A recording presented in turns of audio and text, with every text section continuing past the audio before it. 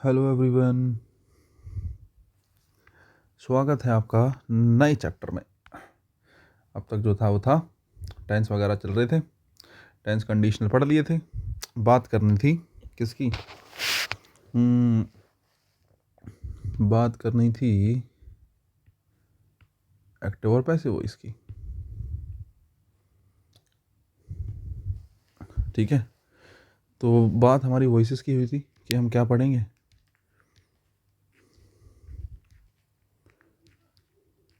कि हम वॉइस पढ़ेंगे, समझ रहे हो? हम पढ़ेंगे वॉइस। चलो साहब, ठीक है। ये तो लिखा बड़ा VIP गया है। रुको एक सेकंड, पेन थोड़ा छोटा हो जाए। ठीक है, एक्टिव और पैसिव वॉइस की बात हुई थी। जनरल अगर हम टर्म में बात करें, थोड़ा सा फॉर्मेलिटी कर लें, तो दो टाइप के वॉइसेस होते हैं। एक होता है एक्टिव वॉइस, एक होता है पैसिव वॉइस। ठीक है, एक बात ये रही। बाकी वॉइसेस देखो, क्या नाम है, मैं आपको एक कॉन्टेक्स्ट दे दूं, बेसिक क्या है। जनरली चलो थ्योरी रहने दो, ज़्यादा कन्फ्यूज़न हो जाएगा, ये ज़्यादा डिटेल हो जाएंगे। हमें जनरली क्या करना होता है, एक्टिव से पैसिव बनाते हुए हमें वर्ब को चेंज करना होता है बी प्लस वर्ब की थर्ड फॉर्म में। ठीक है, हमें वर्ब को चेंज करना होता है बी प्लस वर्ब की थर्ड फॉर्म में, और सब्जेक्ट को क्या बनाना होता है, ऑब्जेक्ट। सब्जेक्ट को क्या बनाना होता है, ऑब्जेक्ट बनाना होता है। इतना ही हमारा काम होता है बस। पेपर में दोनों आ सकते हैं, एक्टिव से पैसिव बनवा सकता है या पैसिव से क्या बनवा सकता है, एक्टिव बनवा सकता है। आपको बस इतना ध्यान रखना है। ठीक है, हो सकता है एक्टिव से पैसिव आपको बनवा दे, हो सकता है पैसिव से आपसे एक्टिव बनवा दे। दोनों चीज़ें पॉसिबल है, एग्जामिनर दोनों पूछ सकता है। अगर मैं एक बेसिक स्ट्रक्चर की बात करूँ, है ना, अगर मैं एक बेसिक बात करूँ कि भाई जनरली एक्टिव क्या होता है, जैसे असर्टिव सेंटेंस की मैं बात कर रहा हूँ फिलहाल। जैसे एक्टिव वॉइस में हमारे पास ये नॉर्मल सेंटेंस, हमारे पास असर्टिव ही होता है। सब्जेक्ट होता है उसमें, उसमें वर्ब होती है। ठीक है साहब, और उसमें क्या होता है, ऑब्जेक्ट होता है।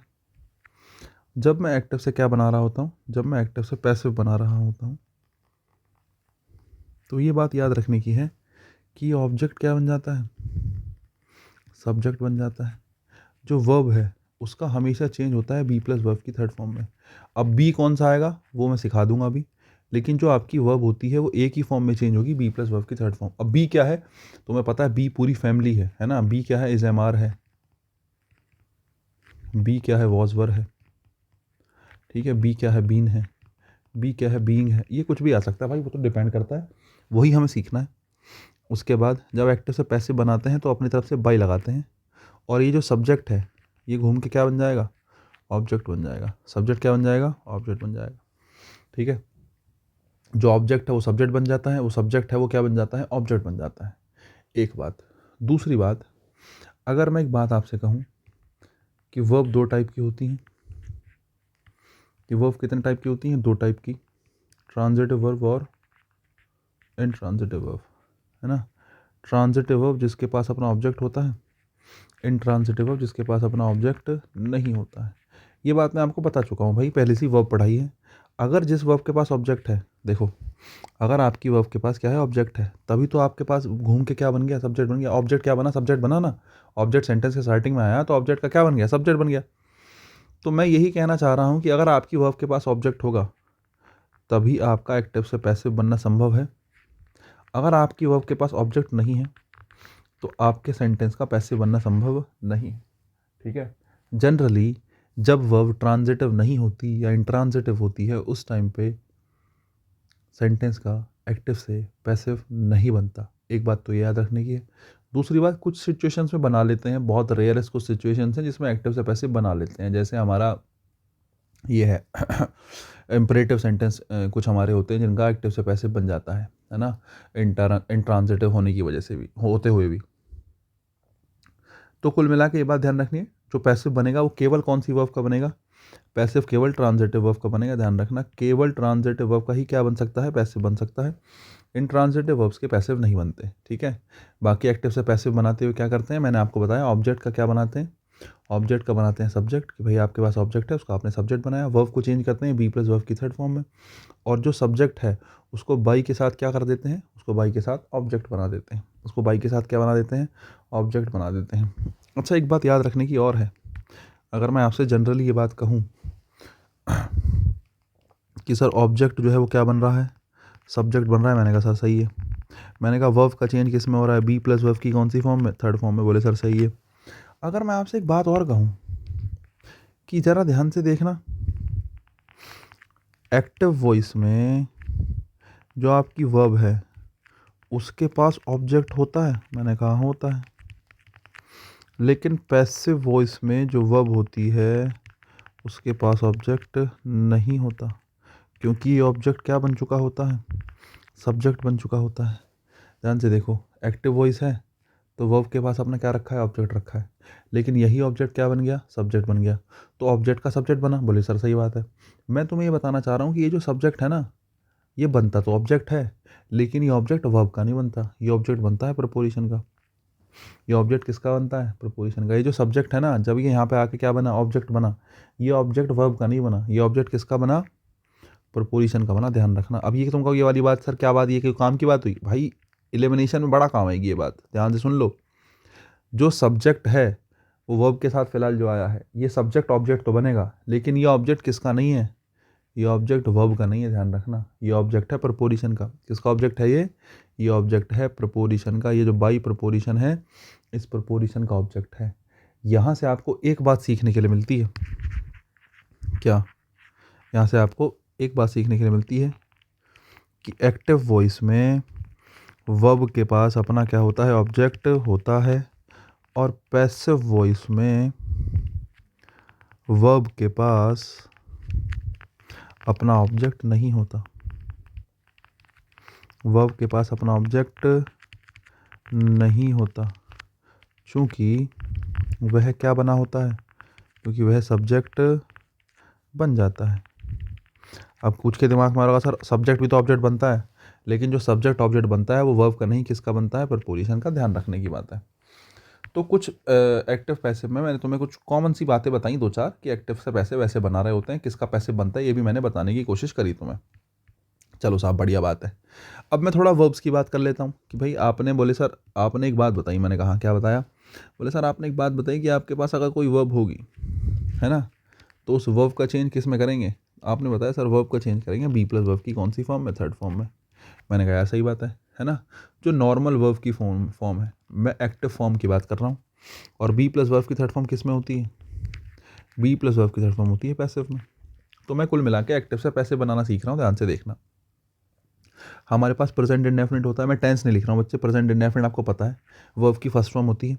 वर्ब की फर्स्ट फॉर्म को चेंज करोगे बी प्लस वर्ब की थर्ड फॉर्म में। आपको पता है बी, अब देखो हमें पता है ना बी के बारे में, देखो ध्यान से सुनो, हमें पता है बी के बारे में कि बी की फर्स्ट फॉर्म क्या होती है, बी की फर्स्ट फॉर्म होती है इज एम आर, बी की सेकंड फॉर्म होती है वाज वर, है ना, बी की थर्ड फॉर्म होती है बीन, और बी की फोर्थ फॉर्म होती है बीइंग। समझ रहे हो, इस बात का ध्यान रखना। अगर फर्स्ट फॉर्म रख रहे हो और बी प्लस वर्ब की थर्ड फॉर्म लगा रहे हो, बी की फर्स्ट फॉर्म क्यों क्या होती है, इज एम आर, तो वर्ब की फर्स्ट फॉर्म का जब पैसिव बनाओगे तो बनेगा is am are, plus verb की थर्ड फॉर्म तो मैंडेटरी होती ही है। मैंने कहा आपसे वर्ब की सेकंड फॉर्म का बना दो सर। आपने कहा सर क्या मुश्किल बात है। मैंने कहा अच्छा सेकंड फॉर्म, बोले सर वर्ब की सेकंड फॉर्म होती है वाज वर। तो मैंने कहा यार वाज वर लिख लो, वाज वर, है ना, बी आ गया, प्लस वर्ब की कौन सी फॉर्म, थर्ड फॉर्म। मैंने कहा यार ये तो बड़ा आसान काम है। आपने कहा अरे सर देखो, मैंने कहा एक टाइप और बताओ। मैंने कहा अच्छा अगर मैं आपके सामने लिख दूँ विल या शैल प्लस वर्ब की फर्स्ट फॉर्म, कहीं भी विल शैल प्लस वर्ब की फर्स्ट फॉर्म आ जाए। मैंने कहा आपको चेंज किस में करना है, मैंने कहा आपको चेंज करना है बी प्लस वर्ब की थर्ड फॉर्म में। तो विल शैल को मत छेड़ो, उसको ऐसे ही रखा रहने दो, विल शैल प्लस वर्ब की थर्ड फॉर्म। अब आपको सर विल शैल के साथ थर्ड फॉर्म तो आती नहीं है। अरे मैंने कहा मुझे कौन सा थर्ड फॉर्म रखनी है, मुझे पैसिव बनाना है। पैसिव में क्या रखते हैं, बी रखते हैं। तो विल शैल के साथ क्या रख दो अपनी तरफ से, बी रख दो, प्लस वर्ब की थर्ड फॉर्म रख दो। एक्टिव से क्या बन गया, पैसिव बन गया। बहुत आसान काम है। अगर कहीं तुम्हें इज एम आर, है ना, या फिर वॉज वर प्लस वर्ब की आईएनजी फॉर्म मिल जाए, तो मैंने कहा इसका पैसिव बना दोगे। आपको सर बना देंगे। मैंने कहा कैसे, बोले सर इस एम आर को ऐसे ही रखो। मैंने कहा हाँ ठीक है। बोले या फिर सर कहीं वॉज वर मिल जाए उसको भी ऐसे रखो। मैंने कहा हाँ भाई ठीक है। बोले सर इस एम आर वॉज वर के साथ, बोले सर वर्ब की कौन सी फॉर्म लगाओगे, थर्ड फॉर्म। लेकिन चेंज किसे कर रहे हो, चेंज कर रहे हो वर्ब की आईएनजी फॉर्म को, तो बदले में आईएनजी फॉर्म रख दो। बी की आईएनजी फॉर्म क्या होती है, बीइंग होती है, बी की एनजी फॉर्म क्या होती है, बीइंग होती है, तो आपने बदले में क्या रख दिया, बीइंग रख दिया। विल शैल में वर्ब की फर्स्ट फॉर्म है, आपने वर्ब की फर्स्ट फॉर्म को किस में चेंज करा, थर्ड फॉर्म में, तो बदले में एक फर्स्ट फॉर्म रखनी पड़ेगी। वो फर्स्ट फॉर्म कौन सी रखोगे, बी की रखोगे। बी की फर्स्ट फॉर्म क्या होती है, बोले सर बी की फर्स्ट फॉर्म बी ही होती है, बी अपने आप में फर्स्ट फॉर्म ही है, ठीक है, तो आपने बी रख दिया। इतनी सी बात है यार, और कुछ करना थोड़ी है। आ जाओ ज़रा, मैंने कहा और कुछ देखें, बोले हाँ सर देख लेते हैं। मैंने आपसे कहा कहीं आपको हैज़ हैव मिल जाए या कहीं हेड मिल जाए, है ना। अब हैज़ हैव हेड के साथ हो सकता है आपको थर्ड फॉर्म मिले। अरे हो क्या सकता है, थर्ड फॉर्म ही आती है भाई हैज़ हैव हेड के साथ, इतना क्या सोचना। कहीं हैज़ हैव हेड मिल गया प्लस थर्ड फॉर्म मिल गई, तो मैंने कहा यार इसका पैसिव कैसे बनेगा। आपने कहा सर कुछ भी मुश्किल नहीं है। मैंने कहा अच्छा देखो, हैज़ हैव का हैज़ हैव या फिर हेड का हेड प्लस, बोले सर वर्ब की थर्ड फॉर्म, मैंने कहा third form, has have head के साथ बोले सर आती हुई थर्ड फॉर्म, मैंने कहा थर्ड फॉर्म लिख दी। लेकिन पैसिव बना रहे हो तो अपनी तरफ से क्या भी ऐड करना पड़ेगा, बी ऐड करना पड़ेगा। अब बी ऐड करना पड़ेगा तो भाई बी की कौन सी फॉर्म, हैज़ हैव के साथ थर्ड फॉर्म आती है, तो यहाँ पर बी की थर्ड फॉर्म लगा दो, बीन। बी की थर्ड फॉर्म क्या लगा दो, बी की थर्ड फॉर्म लगा दो, been. Has have had plus been plus verb की थर्ड फॉर्म, बन गया एक्टिव से क्या पैसिव, कुछ नहीं है इसमें। जैसे माना मैंने आपको एक सेंटेंस दिया,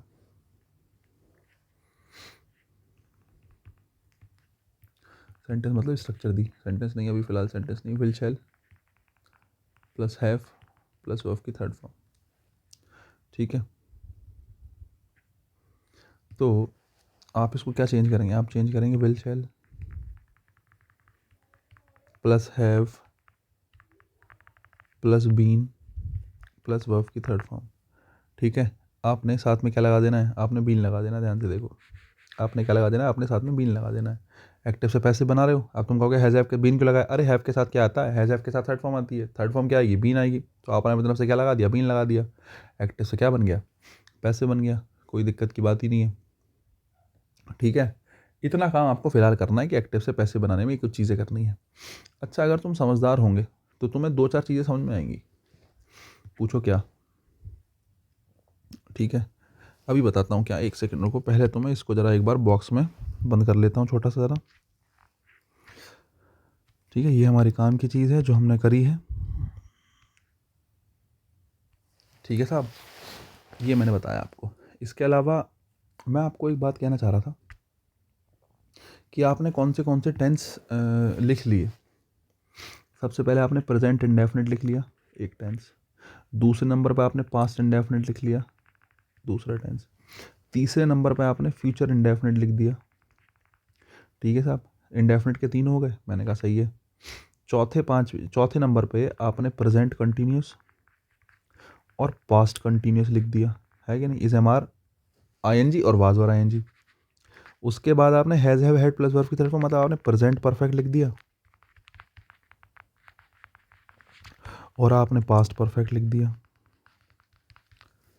और प्रेजेंट परफेक्ट पास्ट परफेक्ट के बाद हमने एक टेंस लिख दिया, will shall plus have plus verb की थर्ड फॉर्म, मतलब क्या, विल शैल हो गया future, has have plus verb की थर्ड फॉर्म हो गया परफेक्ट, ये हो गया future perfect tense.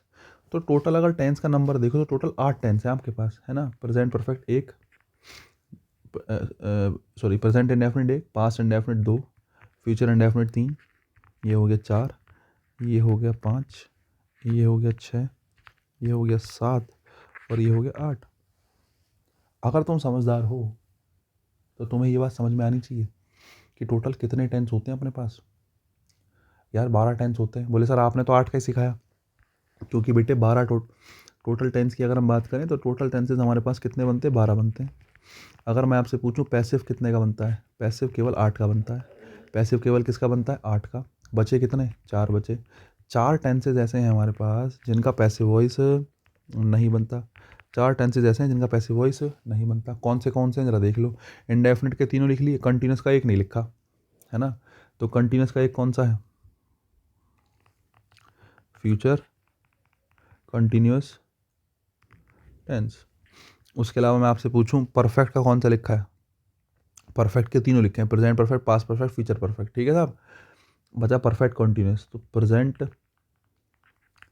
Perfect continuous, तीसरा बनेगा पास्ट परफेक्ट कॉन्टिन्यूस और चौथा बनेगा फ्यूचर परफेक्ट कॉन्टिन्यूस, ठीक है साहब। Present perfect continuous, past perfect continuous, future perfect continuous, ये हमारे पास टेंसेज हैं कुछ, ठीक है। अब ध्यान से देखो, 4 टेंस हैं यार ये, इन चारों का पैसिव वॉइस नहीं बनता। मैं आपको यही बताना चाह रहा हूँ कि पैसिव वॉइस बनता क्यों नहीं है ना। आपको पता तो हो कि ऐसा क्या कारण हुआ कि पैसिव वॉइस बन ही नहीं पा रहा। तो देखो, पहले स्ट्रक्चर लिखता हूँ इनकी, देखो। फ्यूचर कंटिन्यूस क्या होता है, विल या शैल, ठीक है। Continuous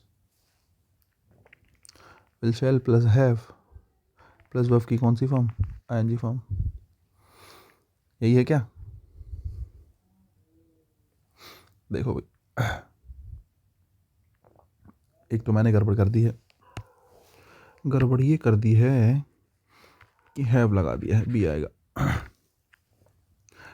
present perfect continuous, has या हैव आ गया प्रेजेंट के लिए, परफेक्ट के लिए बीन आ गया, कंटिन्यूस के लिए आईएनजी फॉर्म आ गया। पास्ट परफेक्ट में पास्ट के लिए हैड आया, परफेक्ट के लिए आ गया बीन, कंटिन्यूस के लिए आईएनजी फॉर्म। फ्यूचर परफेक्ट में विल या शैल आया, हैव आया, परफेक्ट के लिए आया बीन, और कंटिन्यूस के लिए आईएनजी फॉर्म। देखो, इन चारों टेंस का जो है हमारे पास एक्टिव से पैसिव नहीं बनता, ध्यान रखना। इन चारों टेंसेस का पैसिव वॉइस नहीं बनता, याद रखने की बात है। उन चारों टेंसेस का पैसिव वॉइस नहीं बनता। ना बनने का रीज़न क्या है बता देता हूँ। पैसिव वॉइस ना बनने का रीज़न, बच्चे इनमें ऑलरेडी एक बी वर्ब प्रेजेंट है। देखो, बी वर्ब इनमें अलग से रखी हुई है ना। बीन लिखा है ना, देखो तीनों जगह बीन लिखा है, यहाँ भी बीन है, यहाँ भी बीन है, और यहाँ भी बीन है ना। तो जब इनका पैसिव बनाओगे, सोच के देखो, जब इनका एक्टिव से पैसिव बना रहे होंगे, तो जब पैसिव बनाओगे तो मेन वर्ब के बदले जो हमें फॉर्म लगानी पड़ती है। जैसे हमने यहाँ पे क्या करा, देखो थर्ड फॉर्म थी तो थर्ड फॉर्म के बदले बीन लगाया, थर्ड फॉर्म थी, थर्ड फॉर्म के बदले क्या लगाया, बीन लगाया। आईएनजी फॉर्म थी तो आईएनजी फॉर्म के बदले बीइंग लगाया। जो मेन वर्ब है उसके बदले कुछ लगाना है, वर्ब की फर्स्ट फॉर्म है उसके बदले क्या लगाया, बी लगाया। तो सेम यहाँ हमें करना पड़ेगा, जो हमारे पास मेन वर्ब है। देखो यहाँ चारों तरफ मेन वर्ब क्या है, चारों में मेन वर्ब आईएनजी फॉर्म है, तो इसके बदले बीइंग लगाना पड़ेगा। जब तुम इसके बदले बीइंग लगाओगे तो यहाँ बीइंग आएगा, समझ रहे हो, यहाँ बीइंग आएगा, यहाँ बीइंग आएगा, और यहाँ भी क्या आएगा, बीइंग आएगा। और मैं आपको कल की क्लास में ही बता चुका हूँ, एक साथ दो बी वर्ब का प्रयोग गलत होता है भाई। एक बीन रखा है, एक बीइंग रखा है, एक बीन रखा है, एक बीइंग रखा है, एक बीन रखा है, एक बीइंग रखा है, और एक साथ दो बी वर्ब का प्रयोग गलत है। ना तो एक्टिव में हो सकता, ना पैसिव में हो सकता, किसी भी तरीके से पॉसिबल ही नहीं है कि एक साथ दो बी वर्ब लगा दो, कि बीन भी लगा दो, बीइंग भी लगा दो। ना ना ना ना, ये बच्चा संभव ही नहीं है, ये हम गलत कर रहे हैं। और इसी वजह से इन चारों टेंसेस का पैसिव वॉइस नहीं बनता है। यही मैं बताने की कोशिश कर रहा था शुरुआत से, कि 4 टेंसेस का पैसिव नहीं बनता। अब ये चीज़ हमने देख ली। बाकी मॉडल्स के पैसिव वॉइस की बात करें, अगर तुम्हें लग रहा है कि सर हमें मॉडल्स और रह गए बताने के लिए, तो अगर तुम्हें लग रहा है कि मॉडल्स का पैसिव वॉइस देख लें, तो मॉडल्स के साथ वर्ब की फर्स्ट फॉर्म आती है ना। मॉडल्स के साथ वर्ब की कौन सी फॉर्म आती है, फर्स्ट फॉर्म। और मैं आपसे कहूँ मॉडल्स का पैसिव वॉइस बनाना है, तो पैसिव वॉइस कैसे बनाओगे भाई, मॉडल्स को चेंज करने की ज़रूरत नहीं है, मॉडल्स को ऐसे का ऐसे ही रखो, है ना। मेन वर्ब कौन है, बी, वर्ब की फर्स्ट फॉर्म, वर्ब की फर्स्ट फॉर्म के बदले वर्ब की फर्स्ट फॉर्म रखो बी, और फर्स्ट फॉर्म को किस में चेंज कर दो, थर्ड फॉर्म में। मॉडल्स का एक्टिव से क्या बन जाएगा, पैसिव बन जाएगा, ठीक है। ये हमने जनरली वर्ब की बात करी है। और अगर हम वर्ब की बात कर रहे हैं तो सबसे पहले हम सेंटेंस के टाइप को बांट लेते हैं। जैसे कि हमें पता है 5 टाइप के हमारे पास सेंटेंसेस होते हैं, तो मैं 5 टाइप में सबसे पहले असर्टिव सेंटेंसेस लेता हूँ। कैसा सेंटेंस ले लेता हूँ, असर्टिव सेंटेंसेस। असर्टिव सेंटेंसेस में अफर्मेटिव आता है और नेगेटिव आता है। असर्टिव में कौन कौन आ जाते हैं, असर्टिव में अफर्मेटिव सेंटेंस आ जाते हैं, और कौन से सेंटेंस आ जाते हैं, नेगेटिव सेंटेंस आ जाते हैं। मैं फिलहाल 2 ही टाइप की बात करूंगा, अफर्मेटिव की और नेगेटिव की। कुछ सेंटेंसेस देता हूँ, उसका एक्टिव से पैसिव बनाएंगे, बेसिक तो यही है हमारे पास करने के लिए, है ना। एक्टिव से पैसिव बनाते हैं, कुछ सेंटेंसेस देता हूँ। जैसे मैं सबसे पहला वही एक जो कॉमन सेंटेंस में लेता हूँ, कि मैं कहता हूँ आई टीच इंग्लिश, है ना। मैं कहता हूँ आई टीच इंग्लिश, तो ये एक सेंटेंस हो गया एक्टिव, आपको बनाना है पैसिव, है ना। अगर मैं कहता हूँ कि Ram has completed, Ram has completed the task, कि राम ने जो है टास्क कंप्लीट कर लिया है। मैं तीसरा नंबर कहता हूँ Ram has sold his car, कि राम ने अपनी कार क्या कर दी है, सोल्ड कर दी है। मैं नंबर 4 की बात करता हूँ। मैं नंबर 4 में कहता हूँ आपसे कि she surprised the guests, she surprise the guests, ठीक है। एक तो रही ये बात। उसके अलावा नंबर 5 की मैं बात करता हूँ। नंबर 5 में कहते हैं क्या, हर आंसर ठीक है। सरप्राइज बहुत इंपॉर्टेंट वर्ब है भाई, पेपर में बहुत पूछी जाती है, क्योंकि यहाँ कन्फ्यूज़न बनता है एक। हर आंसर सरप्राइज द टीचर, हर आंसर सरप्राइज द टीचर, की उसके आंसर ने टीचर को क्या कर दिया, सरप्राइज कर दिया। अब देखो ध्यान से सुनो, मैंने 5 सेंटेंस लिखे हैं, 5 का आपको एक्टिव से पैसिव बनाना है। 5 के 5 अफर्मेटिव सेंटेंस है ना। अफर्मेटिव बी असर्टिव भी होता है। आई टीच इंग्लिश में देखो टीच वर्ब है, वर्ब से पहले सब्जेक्टिव केस, वर्ब के बाद ऑब्जेक्टिव केस। ऑब्जेक्ट का क्या बनाओगे, सब्जेक्ट बनाओगे, तो सब्जेक्ट क्या बनेगा, इंग्लिश बनेगा। वर्ब की फर्स्ट फॉर्म चेंज होगी, is am are plus verb की थर्ड फॉर्म में। तो टीच के बदले आपने इज लगाया, और थर्ड फॉर्म क्या बनाओगे, टॉट बनाओगे, इंग्लिश इज टॉट।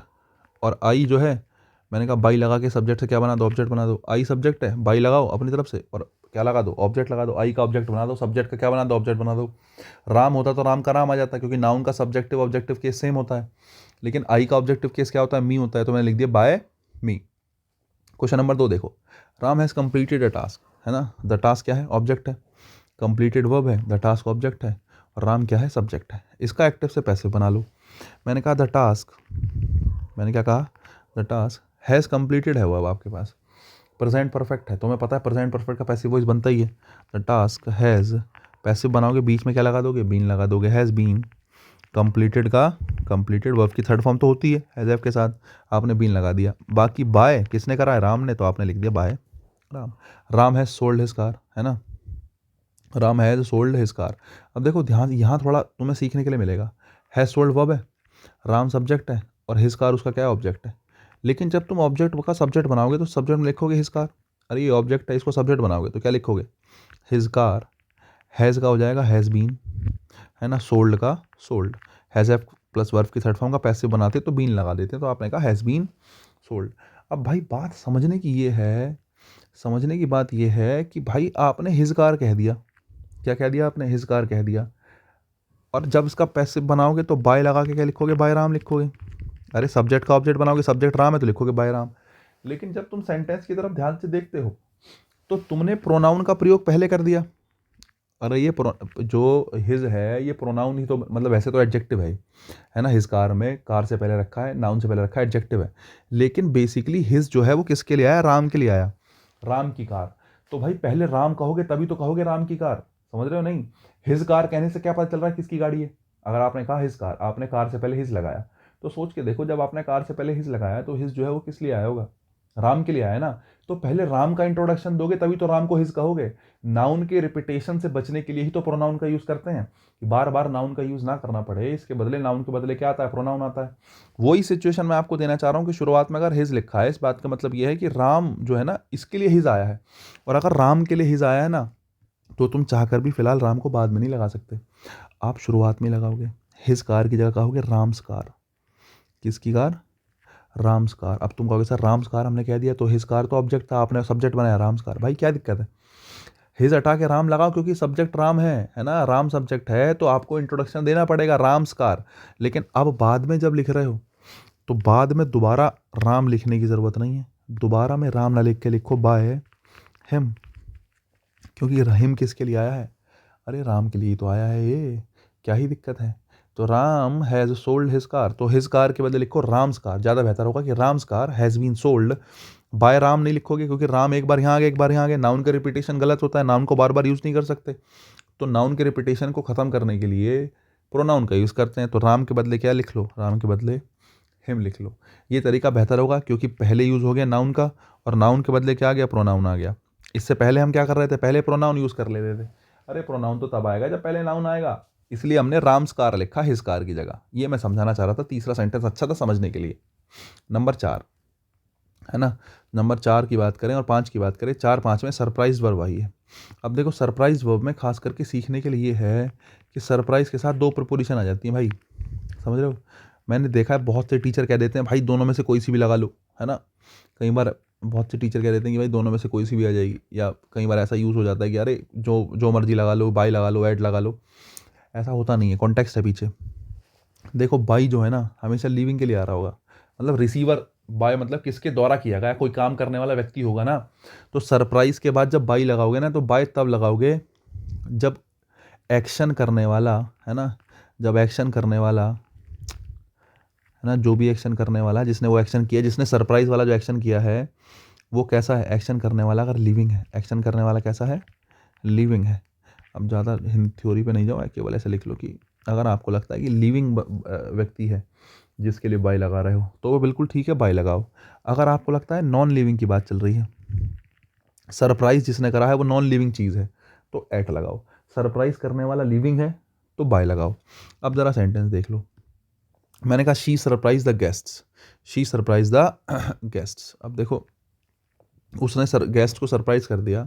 अगर मैं इसका बनाता हूँ पैसिव तो द गेस्ट ऑब्जेक्ट है, सब्जेक्ट बनेगा। आप कहोगे द गेस्ट्स, सरप्राइज वर्ब की सेकंड फॉर्म है तो आप कहोगे वॉज या वर, गेस्ट के हिसाब से वर आएगा, गेस्ट वर सरप्राइज्ड, गेस्ट वर सरप्राइज्ड। अब यहाँ पे ऑप्शन मिलता है बाय या फिर एट हर। जनरली हम एक्टिव से पैसिव बनाते हुए जो मैंने आपको सिखाया है यहाँ पे कि जनरली जब एक्टिव से पैसिव बना रहे होते हैं तो यूज़ तो हम किसका ही करते हैं, बाई का ही करते हैं। लेकिन कुछ स्पेसिफिक वर्ब्स ऐसी हैं जो अपने हिसाब से प्रपोजिशन लेती हैं, तुम अपने हिसाब से हर जगह बाई नहीं रख सकते। जैसे नो है, KNOW जो नो शब्द होता है, नो मतलब जाना ना, नो के साथ कई बार एग्जाम्पलर बाई लगा के देता है, नो के साथ बाई आता ही नहीं, नो के साथ हमेशा टू आता है, नो के साथ हमेशा क्या आता है, नो के साथ हमेशा टू आता है, बाई आता ही नहीं। अगर तुम जबरदस्ती बाई लगाओगे गलत हो जाएगा। तो बाई बेसिकली डूअर को दिखाने के लिए आता है कि एक व्यक्ति जो लिविंग है उसके लिए बाई लगाते हैं।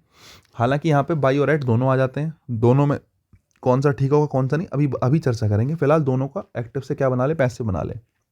The teacher, the teacher object है, सब्जेक्ट बनाओ, आप कहोगे द टीचर। सरप्राइज का क्या कहोगे, the teacher was surprised, the teacher was surprised, है ना। और मैंने कहा प्रपोजिशन दो आ सकती हैं, बाय या एट हर आंसर।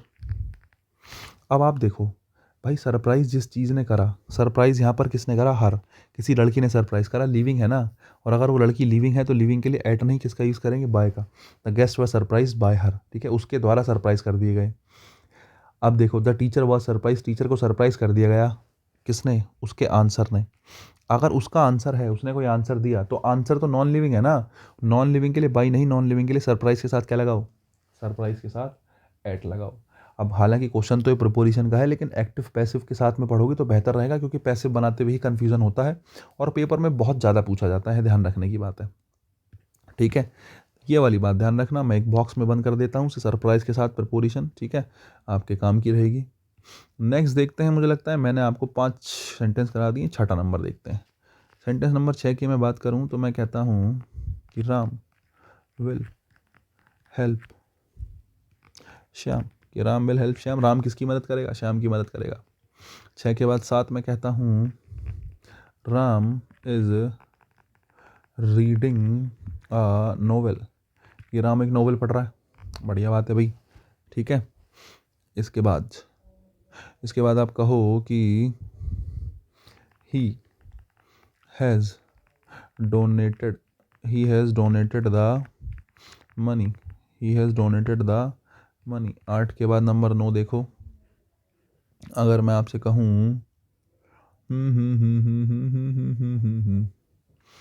अगर मैं कहूँ कि रेखा was insulted by him, Rekha was insulted by him। मैंने 4 सेंटेंस बनाए, पहले 4 का ही बना लेते हैं, पेज हमारा फिर अगला आ जाएगा वरना।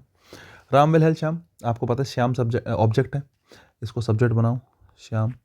विल हेल्प का कहोगे विल बी हेल्प, मॉडल्स का पैसिव बनाते हैं तो बी लगा देते हैं और वर्ब की थर्ड फॉर्म लगा देते हैं, विल बी हेल्प, बाय लगा के राम का राम उतार दो, ऐसे का ऐसे ही, एक्टिव से पैसिव बन गया।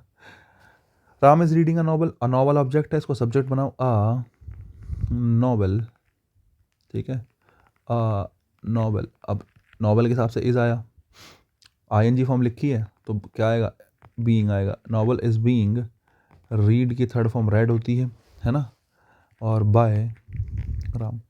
भाई आपको फॉर्म्स याद होनी चाहिए, जो मैंने टेबल बनवाई है ना ऊपर, ये आपको पता होनी चाहिए। अगर आपको ये नहीं पता तो फिर गड़बड़ कर जाओगे तुम। ये जो मैंने लिखवाया है ना, ये जो 6-7 पॉइंट है, 1 2 3 4 5 6, ये जो 6 पॉइंट है तुम्हें पता होनी चाहिए। अगर ये 6 पॉइंट पता नहीं होंगे बच्चे तो गड़बड़ कर जाओगे।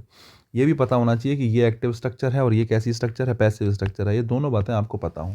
नहीं पता होंगी तो गड़बड़ करोगे सेंटेंस में 100%। जरा आ जाओ, एक्टिव से बन गया पैसिव। 8 नंबर देखो, he has donated the money, तो द मनी, ठीक है, हैज़ डोनेटेड का कर लो, has been donated, has been donated, और बाय ही का क्या बना, ऑब्जेक्ट बना लो, बाय हिम। एक सेंटेंस देखो, 9वां नंबर, Rekha was insulted by him.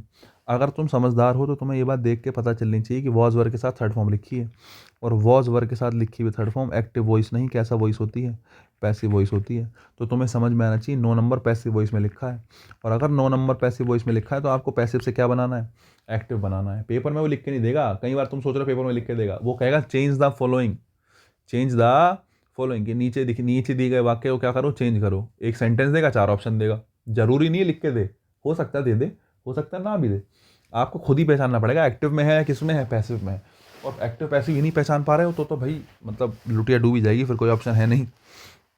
देखो, रेखा वॉज इंसल्टेड बाय हिम, तो बाय हिम जो हिम ऑब्जेक्ट है, इसका सब्जेक्ट बनाओगे, जब इसका सब्जेक्ट बनाओगे तो क्या बनेगा, ही बनेगा। अगर वॉज वर्ब प्लस वर्ब की थर्ड फॉर्म रखी है तो वॉज वर्ब प्लस वर्ब की थर्ड फॉर्म किससे आई होगी भाई, वर्ब की सेकंड फॉर्म चेंज होके आती है वॉज वर्ब प्लस वर्ब की थर्ड फॉर्म में, तो सेकंड फॉर्म होगी इंसल्टेड, क्या होगी, इंसल्टेड। रेखा जो है, समझ रहे हो, रेखा सब्जेक्ट बना है, और सब्जेक्ट क्या बनता है, ऑब्जेक्ट ही तो बनता है, जो ऑब्जेक्ट होता है वो क्या बन जाता है, सब्जेक्ट बन जाता है। तो यहाँ पे रेखा जो सब्जेक्ट रखा है इसको ऑब्जेक्ट बना दो, ही इंसल्टेड रेखा, ही इंसल्टेड रेखा। जब इसका देखो, इसका पैसिव बनाओगे तो Rekha was insulted, Rekha was insulted by him बन जाएगा। तो ये मैं आपको कहना चाह रहा हूँ, एक्टिव से पैसिव भी आ सकता है, पैसिव से एक्टिव भी आ सकता है, दोनों ही बातें आ सकती हैं भाई, ध्यान रखना, ठीक है। 9 नंबर हमने कर लिया, आगे देखो जरा।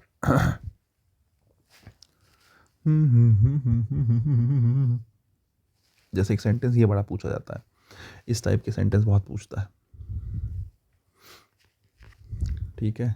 एक सेंटेंस ये मैंने आपसे दिया,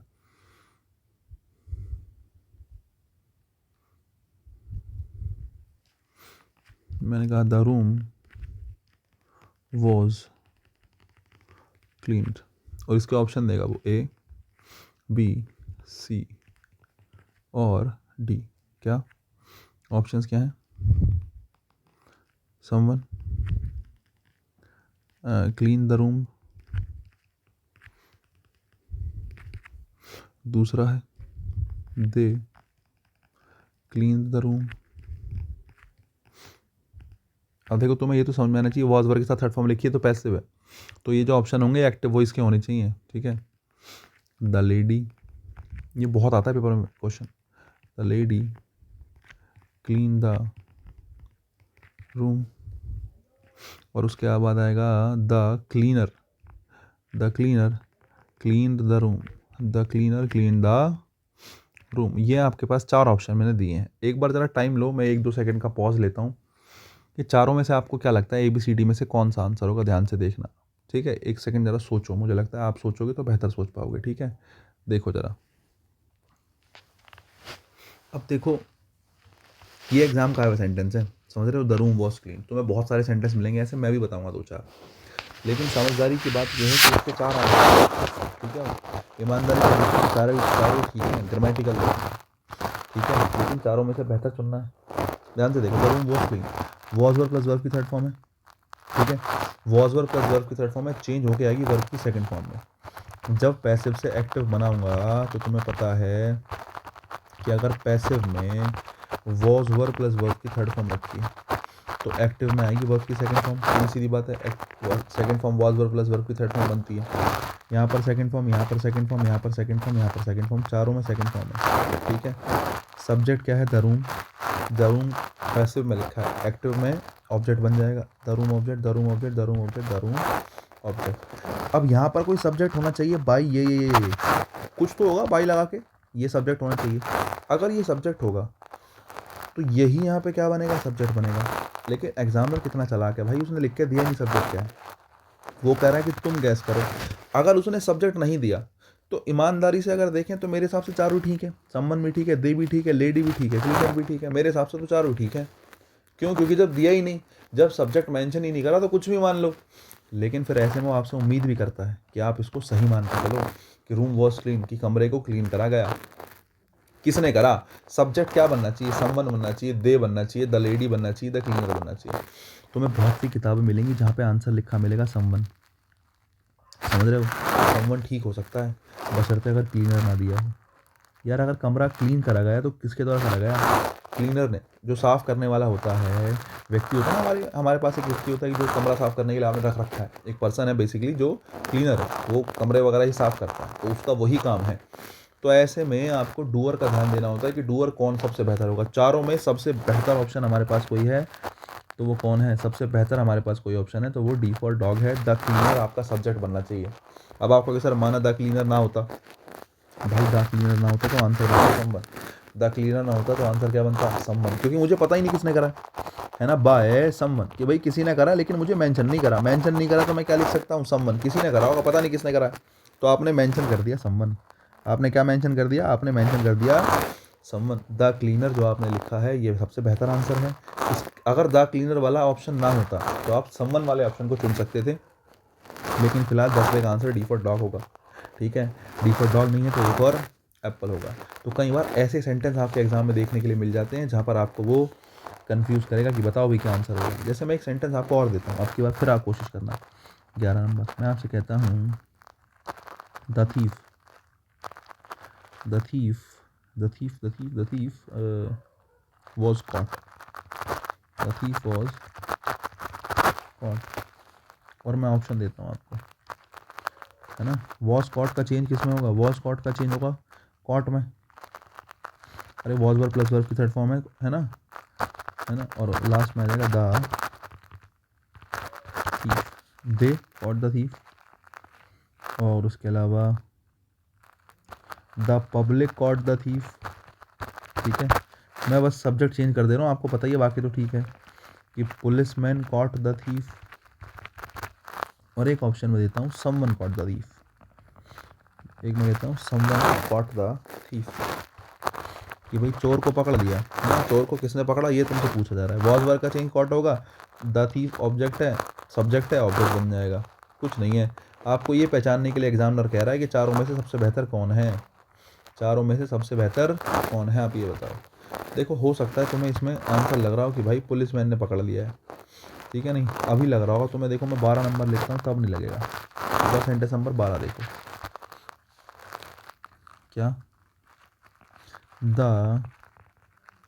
the thief was arrested. 12 number कह रहा है the thief was arrested, the thief was arrested. अगर मैं इसके ऑप्शन दूँ आपको तो सेम ऑप्शंस दूंगा मैं, टेंशन ना लो, बिल्कुल सेम ऑप्शन देंगे हम। दे अरेस्टेड आ जाएगा, वॉज वर्ब का जो है चेंज हो जाएगा वर्ब की सेकंड फॉर्म में, दे अरेस्टेड द थीफ हो जाएगा। फिर उसके बाद दे अरेस्टेड द थीफ के बाद मैं कह रहा हूँ police man arrested the thief, दूसरा ऑप्शन। तीसरा ऑप्शन में कह रहा हूँ the public arrested the thief, कि भाई पब्लिक ने अरेस्ट कर लिया। और चौथा मैं कह रहा हूँ समवन अरेस्टेड द थीफ। ये मैंने ऑप्शन दे दिया आपको कि भाई किसी ने थीफ को अरेस्ट कर लिया, पता नहीं कौन सा। अब मैंने आपको 2 क्वेश्चन दिए भाई, दोनों क्वेश्चन मज़ेदार हैं, आपको बताना है कौन सा ठीक है। देखो थीफ वॉज कॉट, कॉट का मतलब पकड़े जाना, तो चोर को पकड़ा गया है, और यहाँ पर चोर को अरेस्ट करा गया है। देखो एक बात बताऊँ, अरेस्ट करने का काम तुम नहीं कर सकते। दे मतलब कोई वो व्यक्ति नहीं हो सकता वो अरेस्ट कर ले। पब्लिक कभी किसी को अरेस्ट नहीं कर सकती, तुम सोचो अरेस्ट कर लेगी, ना ना ना ना, तुम अरेस्ट थोड़ी कर लोगे। अरेस्ट तो पुलिस वाले ही करेगा, तुम तो पकड़ के बैठा सकते हो। चोरी कर रहा था एक आदमी घर में किसी के, आपने पकड़ के बैठा लिया, मारा पीटा, अपने पास रख लिया, तो तुमने, जनरल जो पब्लिक होती है वो कॉट कर सकती है, अरेस्ट नहीं कर सकती। अरेस्ट करने का काम केवल कौन करेगा? केवल पुलिसमैन करेगा। तो policeman arrested the thief, policeman arrested the thief. तो अब तुम सोचो यहाँ सम्मन लगा दो, भाई यहाँ सम्मन हो ही नहीं सकता। सोच के देखो ना, अगर थीफ को अरेस्ट करा गया है तो सम्मन कैसे लगा लोगे? सम्मन तो आ ही नहीं सकता। अरेस्ट करने का काम तो पुलिस वाला ही करेगा। सम्मन अरेस्टेड द थीफ भी गलत है, यहाँ पर केवल एक ऑप्शन सही है, पुलिसमैन अरेस्टेड द थीफ। लेकिन मैंने कहा था थीफ वॉज कॉट, चोर पकड़ा गया है ना, चोर को पकड़ा गया, किसने पकड़ा? तुम सोच रहे हो पुलिसमैन लगा दो, भाई पुलिसमैन लगाना मतलब ठीक होगा, लेकिन सबसे बेहतर ऑप्शन नहीं, क्योंकि दुनिया में हर जगह पुलिस तो अवेलेबल है नहीं। तुम कह दो कि भैया यहाँ भी पुलिस है, हर जगह पुलिस ही है और पुलिस ने पकड़ लिया। जो चोर को पकड़ा जाना, जनरली जो चोरी वोरी हो रही होती है तो लोग बाग पकड़ते हैं, उसके बाद पुलिस के हवाले कर देते हैं, हम ये मान के चल रहे हैं। तो यहाँ पर अरेस्ट का मतलब है तो पुलिस ही करेगी, लेकिन पकड़ने का काम तो कोई भी कर सकता है, और जनरली पुलिस से ज़्यादा बेहतर होगा आप किसका यूज़ करो, the public caught the thief, the public caught the thief, सबसे बेहतर होगा आप पब्लिक का यूज़ करो। ठीक है। पब्लिक नहीं है आपके पास ऑप्शन में, समवन का यूज़ कर लो, ठीक है नहीं।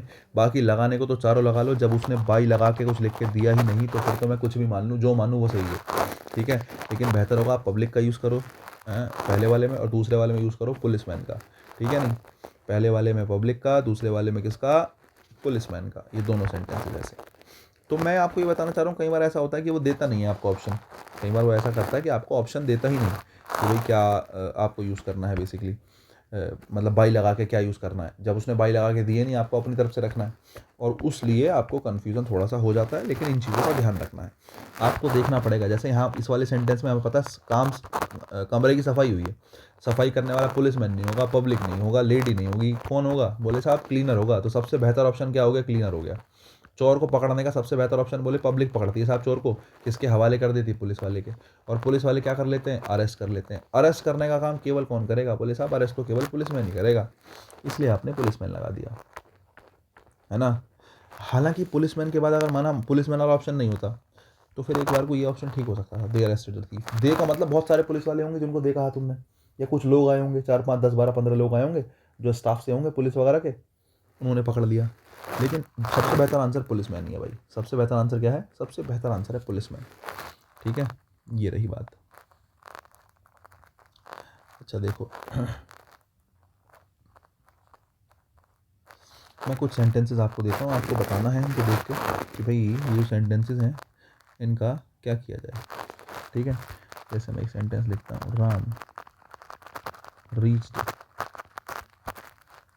Station, Ram reached home station तो क्या ही, ठीक है।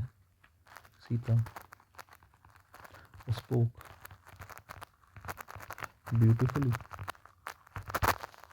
उसके अलावा मैं कहता हूँ Mohan resembles his father. Resemble का मतलब है किसी के जैसा दिखना, है ना। मोहन रिजेंबल्स हिज फादर मतलब वो मोहन किसके जैसा दिखता है, मोहन अपने फादर के जैसा दिखता है, ठीक है नहीं। Sohan became a professor, Soham became a professor, ठीक है साहब। इसके बाद मैं कहता हूँ गीता वेंट होम, गीता कहाँ चली गई है, गीता घर चली गई है। उसके बाद मैं कहता हूँ Rohan has a huge house, कि रोहन के पास तो भाई बहुत बड़ा घर है, ठीक है। उसके बाद मैं कहता हूँ Rohan killed himself,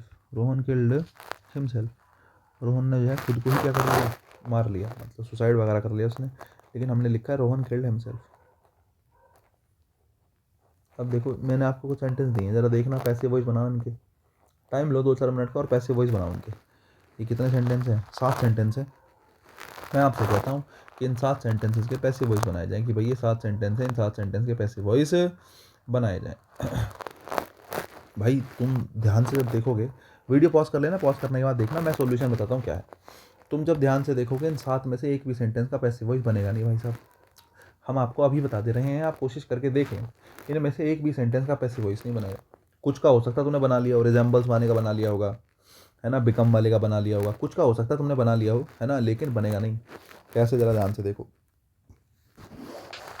reach, Ram reached, मैं पूछूं राम रीच्ड व्हाट या राम रीच्ड वेयर, वेयर का रिप्लाई है रीच्ड हमेशा इंट्रांजिटिव वर्ब होती है। रीच्ड हमेशा कौन सी वर्ब होती है, इंट्रांजिटिव वर्ब। तो पहला पॉइंट तो ये है कि इंट्रांजिटिव वर्ब का पैसिव वॉइस नहीं बनता, ठीक है। दूसरा देखो, सीता स्पोक, सीता बोली, मैंने पूछा हाउ, सीता कैसे बोली, बोले बड़ा बड़ा ब्यूटीफुली बोली सीता। तो हाउ का रिप्लाई मिल रहा है, हाउ का रिप्लाई एडवर्ब ऑफ मैनर होता है। वर्ब ने जवाब तो दिया ही नहीं, ऑब्जेक्ट तो है ही नहीं, ऑब्जेक्ट नहीं है तो इंट्रांजिटिव वर्ब, और इंट्रांजिटिव वर्ब का पैसिव वॉइस नहीं बनता है। रिजेंबल्स होता है किसी के जैसा दिखना। हो सकता है तुम्हें ये लग रहा हो कि ये हिज फादर इसका ऑब्जेक्ट है, लेकिन मैं आपको बता दूं ये ऑब्जेक्ट नहीं है, ये इंट्रांजिटिव वर्ब ही होती है। जो रिजेंबल्स होती है वो भी कैसी वर्ब होती है, इंट्रांजिटिव वर्ब होती है। ये ध्यान रखने की बात है, इंपॉर्टेंट है भाई ये। कई बार रिजेंबल का हम सेंटेंस का पैसिव बना देते हैं, ध्यान रखो, ये थोड़ा कंफ्यूज करेगा तुम्हें। रिजेंबल कैसी वर्ब है, इंट्रांजिटिव वर्ब मान के चलो। ये इंट्रांजिटिव छोड़ो, ऐसी वर्ब है जिसमें एक्शन नहीं होता, ठीक है, नॉन एक्शनेबल वर्ब है है ना। रिजेंबल कैसी है, स्टेटिव वर्ब है, इंट्रांजिटिव भी मत करो, स्टेटिव का स्टेटिक कहो कि भाई एक ऐसी वर्ब है जो स्टेटिक है, जो एक्शन को नहीं दिखा रही, केवल स्टेट को दिखा रही है। देखो पता क्या, जनरली ऐसी वर्ब जिसमें एक्शन हो ही नहीं रहा उसका पैसिव वॉइस नहीं बनाते हैं। पैसिव वॉइस तब बनाओगे ना जब तो उसमें तुमने कोई एक्शन दिखाया। लेकिन जब तुम कोई बेसिकली, जैसे मैं कहता हूँ आई एम ए टीचर, मैं एक टीचर हूँ, ये एक स्टेट है, इसमें कोई एक्शन थोड़ी हुआ। जब एक्शन हुआ ही नहीं तो पैसिव वॉइस बनेगा कैसे, पैसिव वॉइस बनेगा ही नहीं। लेकिन अगर मैं कहूँ आई टीच इंग्लिश, मैं इंग्लिश पढ़ाता हूँ, तो टीच जो है वहाँ पे आपने एक्शन दिखाया, वहाँ पे आपने दिखाया कि टीच जो वर्ब है मतलब मेरे द्वारा पढ़ाने का काम किया जाता है, वहाँ एक्शन हुआ, और एक्शन हुआ तो आई टीच इंग्लिश का पैसिव बनेगा, इंग्लिश इज टॉट बाय मी, ठीक है, पैसिव बनेगा। मैं यही कहना चाह रहा हूँ, रिजेंबल जो है ना, तुम तुम्हारे पिताजी जैसे दिखते हो, मोहन जो है अपने फादर जैसा दिखता है, मोहन का उसके फादर जैसा दिखना is not a kind of action, ये एक्शन है ही नहीं। मोहन का उसके फादर जैसा दिखना इस स्टेट, कि वो एक स्टेट है, एक अवस्था है कि मोहन अपने फादर जैसा दिखता है, मोहन अपने पिताजी पे गया है, इसमें एक्शन नहीं हुआ। और एक्शन नहीं हुआ तो आप यहाँ से ध्यान रख सकते हो पॉइंट नंबर 2 में, ऐसी वर्ब जो नॉन एक्शनेबल होती हैं, ठीक है नहीं, ये नॉन एक्शन वर्ब्स होती हैं, नॉन एक्शन वर्ब्स का भी पैसिव वॉइस नहीं बनता। हालांकि नॉन एक्शन वर्ब्स के बारे में अभी बात करूंगा मैं थोड़ा सा आगे, ठीक है। नॉन एक्शन वर्ब्स का पैसिव वॉइस नहीं बनता। सोहन बिकेम अ प्रोफेसर, है ना, Sohan became a professor, Sohan क्या बन गया, सोहन एक प्रोफेसर बन गया। सेम सिचुएशन है, बिकम बिकम जो होता है ये बेसिकली नॉन एक्शनेबल वर्ब्स होती हैं, इनका पैसिव वॉइस नहीं बनता। Geeta went home, Geeta went where, Geeta कहाँ चली गई, बोले जी गीता घर चली गई। ये जो वेंट है ये इंट्रांजिटिव वर्ब है, और इंट्रांजिटिव वर्ब्स के पैसिव वॉइस नहीं बनते। Ram has a huge house, यहाँ पर हैज़ हैड जो है वो मेन वर्ब बन के आया, has have had main verb बन के आया। तीसरा पॉइंट याद रख सकते हो, जो पॉजेसिव की बेसिकली पोजेशन दिखाने वाली वर्ब्स होती हैं ना, ऐसी वर्ब्स जो पोजेशन दिखाती हैं, ठीक है, पोजेशन दिखाने वाली वर्ब्स के भी पैसिव वॉइस नहीं बनते, पोजेशन दिखाने वाली वर्ब्स के भी पैसिव वॉइस नहीं बनते। लास्ट सेंटेंस मैंने कहा रोहन किल्ड हिमसेल्फ, रोहन ने खुद को मार लिया। अब देखो एक चीज़ मैं बताऊँ, सबसे पहली चीज़, इस सेंटेंस का भी पैसिव वॉइस बनेगा नहीं, इस सेंटेंस का पैसिव वॉइस बनेगा नहीं। क्यों नहीं बनेगा, ध्यान से देखो, ये हिमसेल्फ ऑब्जेक्ट है, ये यहाँ है कि क्या बनेगा, सब्जेक्ट बनेगा, है ना, हिमसेल्फ क्या बनेगा, सब्जेक्ट बनेगा। और मैं आपको एक बात बताऊँ, ये जो हिमसेल्फ होता है ना, ये जो हिमसेल्फ होता है नंबर 4, है ना, ये जो हिमसेल्फ हर सेल्फ होते हैं, ये कभी भी सब्जेक्ट नहीं बन सकते, कभी भी क्या नहीं बन सकते, सब्जेक्ट नहीं बन सकते। इसको रिफ्लेक्सिव प्रोनाउन बोलते हैं, क्या बोलते हैं, इसको रिफ्लेक्सिव प्रोनाउन बोलते हैं। मैं आपको प्रोनाउन में पढ़ाऊंगा ये बात, कि जो himself, her self, your self, है ना, अर सेल्स, ये जो शब्द होते हैं बहुत सारे सेल्फ या सेल्फ्स लग के जो बनते हैं, ये रिफ्लेक्सिव प्रोनाउन होते हैं। और रिफ्लेक्सिव प्रोनाउन की खासियत होती है कि ये सब्जेक्ट नहीं बन सकते। तो हिमसेल्फ ऑब्जेक्ट है, लेकिन हिमसेल्फ सब्जेक्ट के स्थान पे जा नहीं सकता। अगर सब्जेक्ट के स्थान पे जा नहीं सकता तो सेंटेंस का सब्जेक्ट कहाँ से आएगा, किल्ड का तो पैसिव वॉइस बन जाएगा। अगर मैं एक सेंटेंस लिखूँ, अगर मैं लिखता हूँ I killed him, I killed him, इसका पैसिव वॉइस बन जाएगा, ही वॉज किल्ड बाय, बन गया एक्टिव तो पैसिव। यहाँ पर किल्ड तो ट्रांजिटिव वर्ब है जिसका ऑब्जेक्ट है हिमसेल्फ, लेकिन हिमसेल्फ ऑब्जेक्ट है, आप हिमसेल्फ को सब्जेक्ट नहीं बना सकते, क्योंकि हिमसेल्फ क्या है, रिफ्लेक्सिव प्रोनाउन है। हिमसेल्फ क्या है, रिफ्लेक्सिव प्रोनाउन है।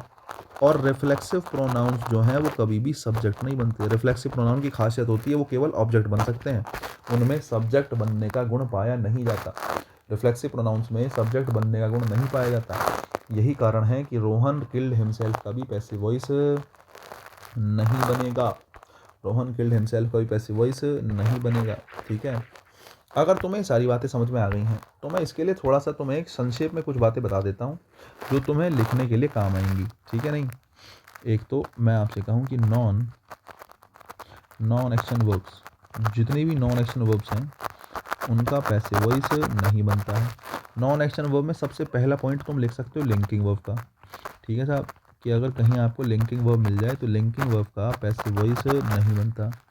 दूसरी बात आप लिख सकते हो, अगर कहीं आपको कुछ स्टैटिक वर्ब्स मिल जाए, स्टैटिक वर्ब्स मतलब जो एक्शन को ना दिखा रही हूँ, जैसे आपको कई बार बी वर्ब मिल जाती है, समार मिल जाता है ना, कई बार आपको बिकम मिल जाता है, ठीक है। एक शब्द आपने अभी देखा रिजेंबल बड़ा कॉमन शब्द है जो पेपर में पूछा जाता है। लुक कई बार आपको देखने के लिए मिल सकता है। सीम जो शब्द है वो हमेशा इंट्रांजिटिव के रूप में आता है। ये कुछ शब्द हैं जिनका पैसिव वॉइस नहीं बनता है, कुछ स्टैटिक वर्ब्स हैं, ध्यान रखने की बात है। तीसरा है ना, ऐसी वर्ब्स जो क्या दिखाती हैं, ऐसे शब्द जो पोजीशन दिखाते हैं, जैसे मैंने आपको बताया हैज़, हैव, हैड, ठीक है। उसके अलावा ऑन भी पोजीशन दिखाता है। बिलोंग या बिलोंग्स कहीं लिखा है, ठीक है। ये जो शब्द होते हैं जो पोजेशन दिखाते हैं, इनका भी बेसिकली इन वर्ब्स का भी पैसिव वॉइस, इनका भी पैसिव वॉइस नहीं बनता और इनका भी पैसिव वॉइस नहीं बनता। ध्यान रखना, ये कुछ चीज़ें हैं जिनका पैसिव वॉइस नहीं बनता। नॉन एक्शनेबल कुछ वर्ब्स होती हैं जिनका पैसिव वॉइस नहीं बनता। इसमें मैंने 3 चीज़ें पढ़ाई, लिंकिंग वर्ब्स हो गई, स्टैटिक वर्ब्स हो गई, और पोजेशन को दिखाने वाले कुछ शब्द होते हैं जिनका पैसिव वॉइस नहीं बनता है। और ये बहुत ज़रूरी बात है, जितनी मैंने बताई है मुझे लगता है बहुत इंपॉर्टेंट चीज़ें हैं ये। तुम्हें पता भी तो होना चाहिए किसका पैसिव वॉइस नहीं बनता। जैसे खास करके टीचिंग एग्जाम्स में चीज़ें देखी गई हैं, कई बार ऑप्शन ऐसे दे देता है, जैसे जैसे एसएससी वगैरह के एग्जाम्स होते हैं, तो इसमें तो 4 ऑप्शन जो होते हैं 99% वो मिलेंगे तो उसमें 4 ऑप्शन दे रखे होंगे और वो चारों में से तुमसे कहेगा कि भाई एक ठीक है, बता दे कौन सा ठीक है। लेकिन जो टीचिंग वगैरह वाले एग्ज़ाम्स होते हैं, टीचिंग वगैरह वाले एग्ज़ाम्स में भाई 4 ऑप्शन में एक ऑप्शन ये भी दे देता है कि passive voice is not possible, है ना, कि passive voice is not possible, कि इस सेंटेंस का पैसिव वॉइस पॉसिबल ही नहीं है। तो तुम या तो बना लो, और तुम्हें पता भी होना चाहिए किसका पैसिव वॉइस बन सकता है, किसका पैसिव वॉइस नहीं बन सकता है। हो सकता है ऑप्शन में तुम्हें कोई सेंटेंस समझ में आ रहा हो, लेकिन तुम्हें बाद में समझ में आया कि यार ये तो स्टैटिक वर्ब थी या पोजीशन को दिखाने वाली वर्ब थी, और ऐसी वर्ब जो पोजीशन को दिखाती है, स्टैटिक सिचुएशन को दिखाती है, उनके पैसिव वॉइस नहीं बनते। तो बस मैं यही सिखाना चाह रहा था आपको कि आपको पता होना चाहिए किसका पैसिव बनेगा, किसका पैसिव नहीं बनेगा। ये कुछ चीज़ हमने सीखी, ये वाला कॉन्सेप्ट तो हमारा पूरा हुआ जितना हमने सीखा। लेकिन हाँ, इसके बाद हम कुछ और सीखते हैं। अब तक तो हमने कुछ बेसिक सेंटेंसेस सीखे, लेकिन हाँ, इसके बाद हम थोड़ा सा और डिटेल में चीज़ें सीखने की कोशिश करते हैं। कुछ मैं थोड़े कठिन कठिन से सेंटेंस आपको देता हूँ और थोड़ा लेवल बढ़ा लेते हैं सेंटेंसेस का अपना, और मैं आपको कहता हूँ कि ये सेंटेंस आपको बनाने हैं, ठीक है नहीं।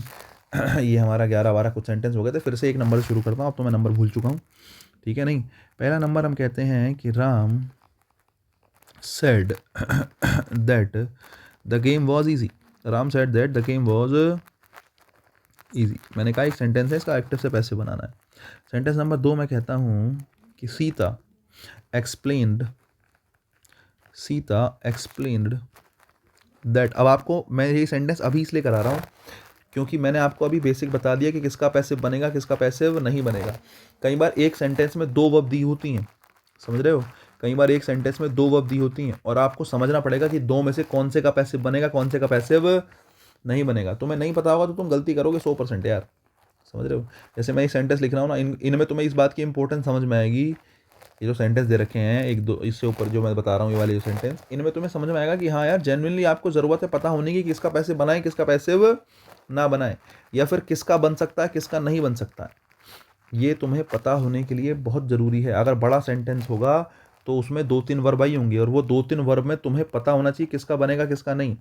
नहीं पता है तो भैया गलती होगी ही होगी, ठीक है नहीं। सीता केम, जैसे मैंने कहा, Sita came and solve the matter.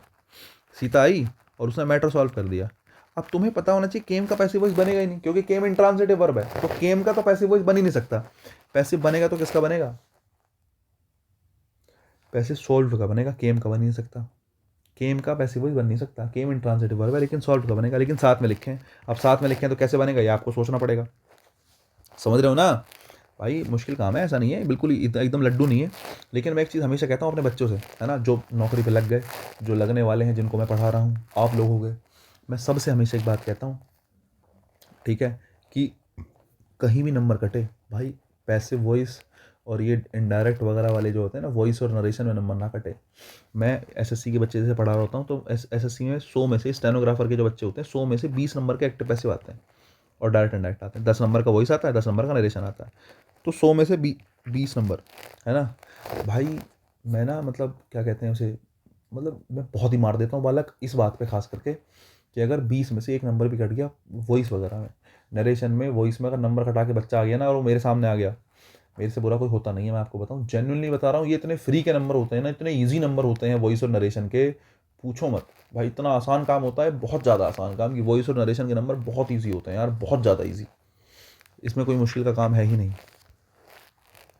यहाँ नंबर नहीं कटना चाहिए। यहाँ नंबर कटने का मतलब है तुमने पैर पे कुल्हाड़ी मारी है, तुमने सिलेक्शन को कहा है कि मुझे नहीं चाहिए, समझे। The poet expressed that, poet ने एक्सप्रेस करा कि जो क्वीन है हमारी, है ना, वो ब्यूटीफुल है। The queen was beautiful. The poet express that the queen was beautiful. Next देखो, शी डिस्कस्ड, मैं सेंटेंस लिख रहा हूँ, तुम्हें बनाने हैं ये, मैं तो अगली क्लास में समझाऊंगा। She discuss that the team would win the match. The team would win the match. Next देखो, Salman said that he didn't, आजकल वैसे मुद्दा गरमाया हुआ है, kill the black deer. The Salman said that he did not kill the black dear.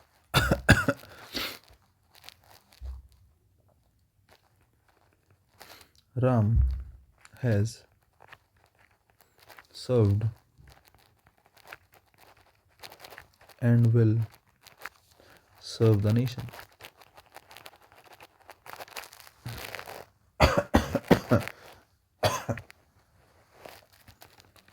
The teacher scolded the boy who came late.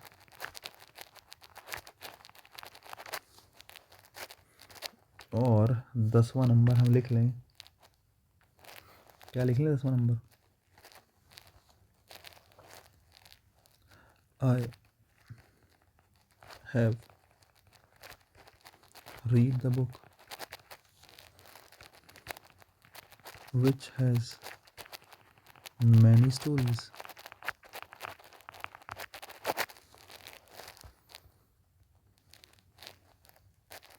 यारा लिखो, they entered, दे क्या, 10-20 लोग तो आएंगे नहीं। he entered and took the basket.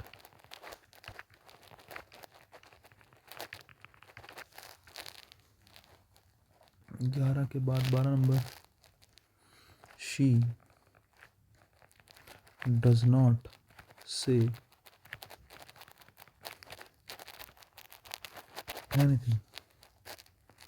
13 number, Ravi has not seen anyone. 14 number, nothing can be said by the officer. 15, Sita does not know any teacher. Sita does not know any teacher.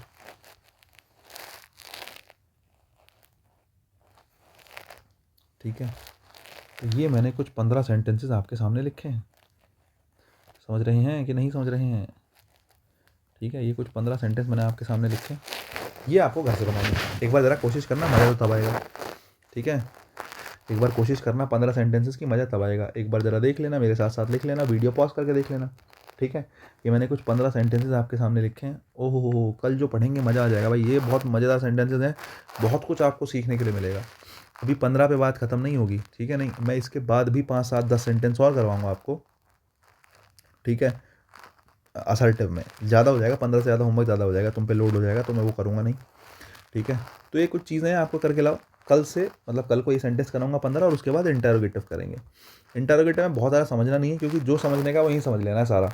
इसके बाद तो हमें type गिनने हैं, है ना। Assertive बढ़िया से पूरा कर लेंगे। असर्टिव के बाद इंटरोगेटिव में हमें क्या देखना है कि हेल्पिंग वर्ब पहले आ जाएगी बस। नियम, रूल, जितनी चीज़ें पढ़नी है, जितने कॉन्सेप्ट पढ़ने हैं, सब सेम रहेंगे। तो कल ये 15 सेंटेंस करेंगे बढ़िया से। इन 15 के बाद इंटरोगेटिव कंप्लीट करेंगे कल की क्लास में। कोशिश करेंगे कि दोनों बातें पूरी हो जाएं और इससे आगे बढ़ जाएं हम। फिर उससे अगली क्लास में हमें इंपेरेटिव पढ़ना है पूरा। इंपेरेटिव पढ़ने में थोड़ी सी मेहनत लगेगी भाई, बढ़िया से। ठीक है, और इंपेरेटिव के बाद जो हमारे पास ऑप्टेटिव वगैरह होते हैं, उनके पैसिव वॉइस तो बनते नहीं हैं, समझ रहे हो। जो एक्सक्लेमेटरी सेंटेंस का पैसिव वॉइस बनता नहीं, ऑप्टेटिव का पैसिव वॉइस बनता नहीं है। तो भाई इंटेरोगेटिव पढ़ना है, इंटेरोगेटिव के बाद ये पढ़ना है हमें इंपेरेटिव। तो कल की क्लास और परसों की क्लास, 2 ही क्लास इसके बाद मैं लूँगा, ज़्यादा लूँगा नहीं। 2 क्लास में अगली मैं कोशिश करूँगा कि आपके जो बेसिकली कॉन्सेप्ट हैं ये पूरे हो जाएं हमारे वॉइस के।